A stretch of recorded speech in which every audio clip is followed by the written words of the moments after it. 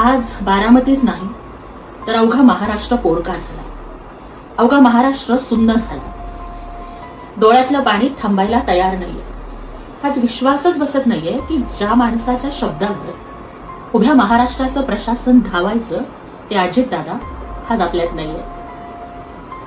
अजितदादा हे फक्त एक नाव नव्हतं, तर ती एक शिस्त होती. सकाळी 6 वाजता कामाला सुरुवात करणारा तो पहाडी माणूस, जनतेच्या प्रश्नासाठी अधिकाऱ्यांची झाडाझडती घेणारा तो रोखठोक आवाज आज कायमचा शांत झाला. दादांच्या स्वभावात एक करारीपणा होता. चुकीला चूक आणि बरोबरला बरोबर म्हणण्याची हिंमत होती.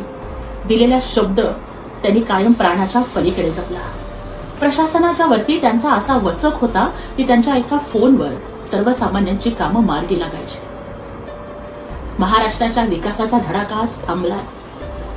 नियतीनं असा घाला घालावा की ज्यांचं उभं आयुष्य घड्याळाच्या काट्यावर चालायचं त्यांनाच काळानं इतक्या अकाली आपल्यातून हिरावून नेल.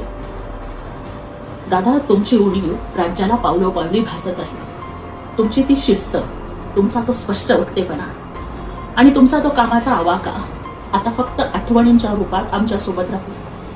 एक करारी लोकनेता, शब्दाचा पक्का माणूस, अवघ्या महाराष्ट्राचे अजितदादा. आपल्याला अवघ्या महाराष्ट्राच्या वतीनं भावपूर्ण श्रद्धांजली.